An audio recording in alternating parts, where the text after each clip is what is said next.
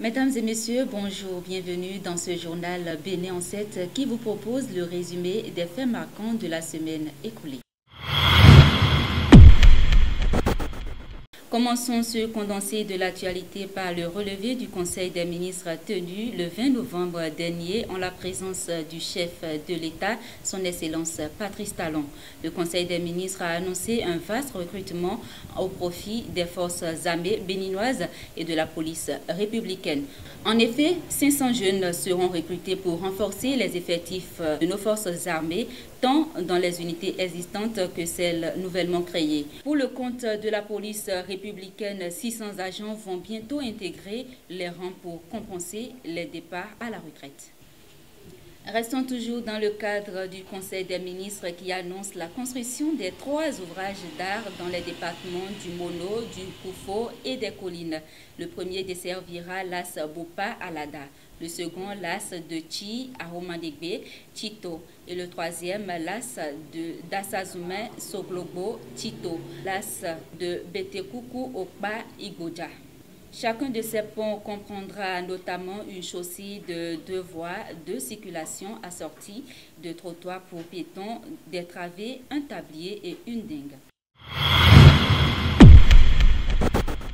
Annoncé à grand pompe à Cotonou puis en tête-à-tête avec son successeur Patrice Talon, l'ancien président Boni Yayi a affoulé les sols béninois après 4 mois d'absence pour raisons sanitaires.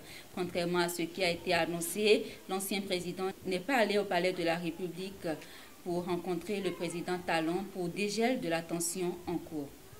À sa descente de l'avion Nigerian Air Force avec quelques émissaires de la CEDEAO et de quelques autorités nigérianes, il s'est rendu au domicile de l'ancien président Nussefor Dieudonné Soglo et les enfants et parents de Dame Prudencio Amoussou, une des victimes de violences post-électorales de mai dernier, à son domicile à Kadiaoum, puis direction l'aéroport pour le Nigeria. Le tribunal de première instance de première classe de Cotonou a, dans la journée du vendredi 22 novembre 2019, rendu un verdict contre l'ancien ministre Valentin Djenotin, le condamnant à 2 ans d'emprisonnement ferme plus 2 millions d'amendes pour avoir intercepté un courrier confidentiel du ministre de la Justice en septembre 2019 par faute pour l'avoir diffusé sur les réseaux sociaux. Absent au procès, un mandat d'arrêt international a été décerné contre l'ancien député. Circuler au Bénin à moto ou en voiture est devenu depuis quelque temps un luxe pour certains Béninois.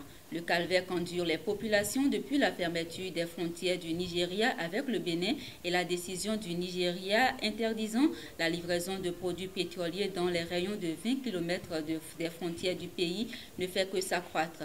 L'essence de contrebande, le moyen d'approvisionnement en carburation pour plus de 95% des conducteurs d'engins, est passé en espace de quelques minutes de 400 à 1000 francs, voire 1200 par endroit. Une longue file d'attente est du coup observé au niveau des stations-service qui, pour la plupart, n'arrivent pas à satisfaire la demande.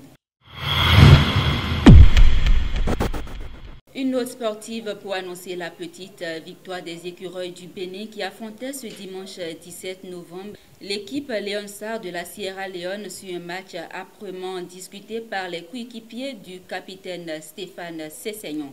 Grâce au sprint de Jordel Dossou, le Bénin a marqué l'unique but de la partie à la 28e minute de jeu au grand bonheur des supporters. Fin de ce journal Bénin en 7. Merci de nous avoir suivis.